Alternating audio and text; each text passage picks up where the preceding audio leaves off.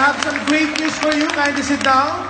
Guys, within the next 2 to 3 weeks, ilo-launch na natin ang newest product here in Singapore, ang Vitamax.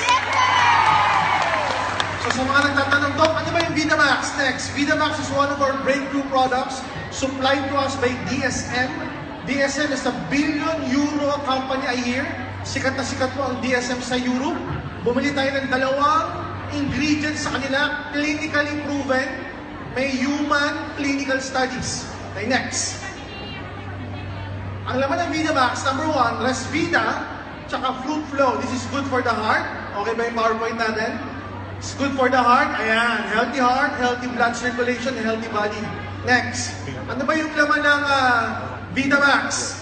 Supplied to us by DSM. Sige, next. Ayan. Sige, next slide please. Ang goal ng Vitamax, number 1, lumabnaw yung dugo. Parang aspirin without the side effect. Number 2, naka-V-caps din sa vegetable capsule.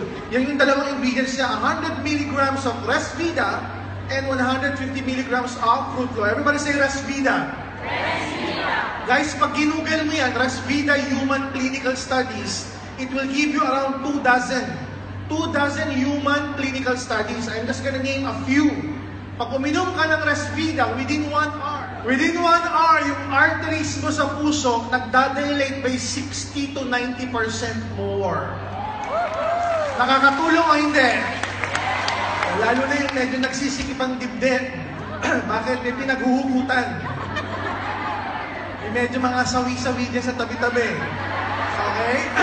Baka ma-atake ka pa sa puso, mag-Vitamax ka na lang. So, one clinical study, ayan, nagdadilate by 60 to 90% more. The good thing with Fruit Flow naman, ang Fruit Flow may claim, according to the EFSA, parang FDA ng European, may claim siya na nagpapalabnaw ng dugo through platelet enhancement or platelet aggregation enhancement. Next.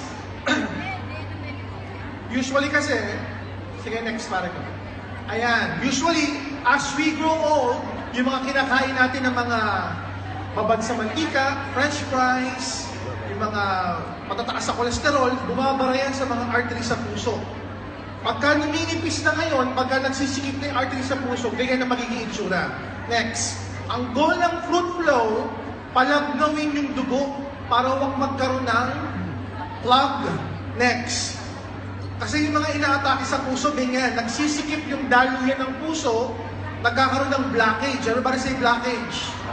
Yan yung makikita mong aatakihin ng stroke either sa puso or yung sa utak nagbara. Mapaparalyze yung katawan. Pag sa puso naman, dire-diretso na yan. Usually, bibihira ang nagsosurvive ng heart attack. Next. Ayan. Yung spiky platelets can clump together forming clots. Yan yung cause ng mga clogs sa mga arteries natin sa puso. The good thing with Fruit Flow, nagiging yung spiky platelets, inismulan niya. Pinapatulas niya para magtuloy-tuloy. Kahit medyo nagbabara na, tuloy-tuloy pa rin yung daling ng dugo. Maganda po ba yun? Next. Ayan, next slide please. Sige, next na natin. Provided to us by DSM. Guys, great news. Ang DSM may office dito sa Singapore. They have a huge office here in Singapore.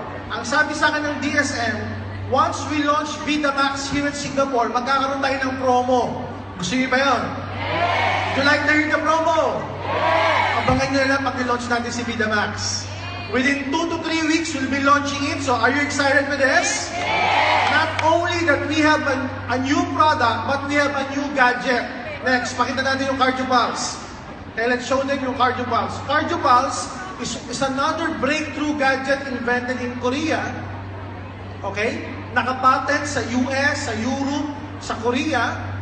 It's like an angiogram-like device. Everybody say angiogram. In the Philippines, ang isang angiogram usually it would cost around $3,000 US. It's invasive. Hihiwain yung arteries mo dito, papasukan ng catheter hanggang sa dulo ng puso, and then mamomonitor sa screen. Sasabihin, Lolo, 3 of your arteries are 50% blocked. Nalaman mo lang na 3 of your arteries are 50% blocked, $3,000 na. After 2 to 3 days, i-discharge ka na. Okay, the good thing with us, we have a similar product which we call CardioPulse. Everybody say CardioPulse. CardioPulse is categorized as Class 2 medical equipment by the US FDA. Next. Ayan yung binanggit ko kanina, nakapatent siya sa Korea, sa US, saka sa Europe. Next. And we are exclusive with this gadget worldwide. Tayo pang exclusive distributor nito. Now, we will launch this kapag nilaunch din natin si VidaMax. You will later know bakit kinakailangan kasabay siya ng VidaMax. Yan yung itsura niya.